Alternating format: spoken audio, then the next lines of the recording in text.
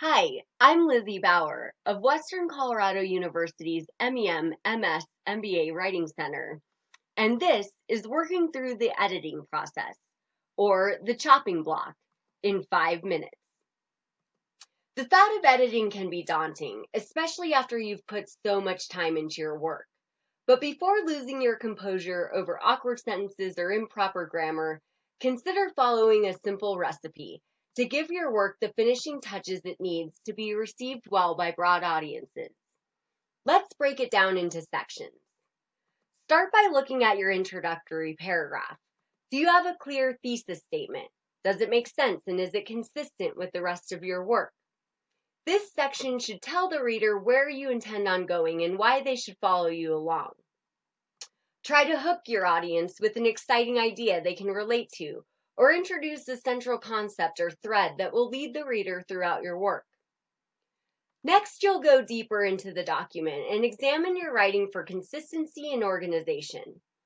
Are there topics in your piece that could easily be separated into sections or subsections and highlighted with relevant titles? Read through your paper and make sure there aren't any places where your thoughts digress or go off on tangents. Much like how too much pepper can ruin a soup, too many extras in your paper will dilute your work and confuse readers. Refer back to your thesis statement or central concept, and if something doesn't fit, toss it. This is also a great opportunity to determine whether you've kept a consistent concept throughout your document. Does your entire paper align with your thesis statement? If you introduced a visual concept or idea from the beginning, have you been able to maintain this thread throughout your piece? Your concluding paragraph should always summarize your work. Your audience should also clearly understand what the goal of the document is and what value they might take from it.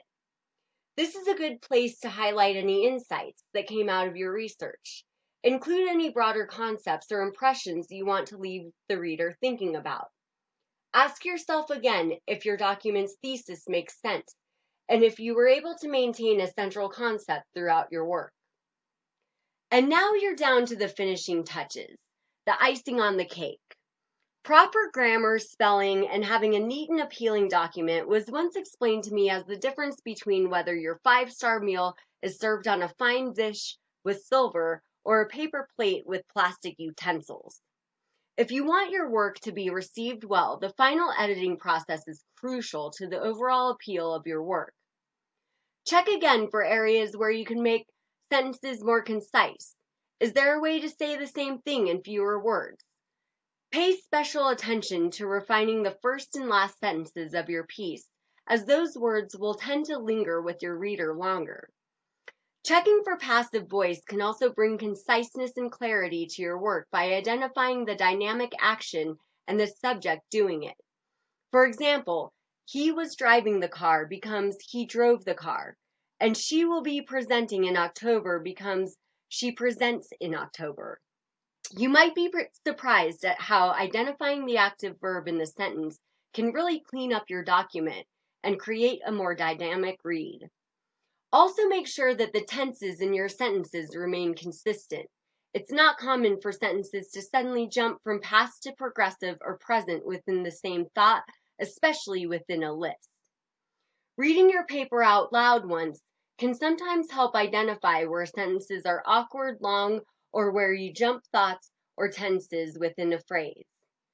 Lastly, you'll want to make sure the document is visually appealing in a style suitable for the intended audience and easy to read. Use a clear font and give your document a catchy title relevant to your work. Your name should be prominently displayed next to the title, and many documents will feature the author's name with the page number throughout the work. If you struggle with listing references, take a look at the Zotero instructional video in Canvas to learn how to cite sources with greater ease. Create a table of contents if necessary, and add any images or graphics that might help the reader engage with the material. Double-check your assignment requirements to make sure you've formatted your work correctly in the style requested. And that's how you work through the editing process in 5 minutes.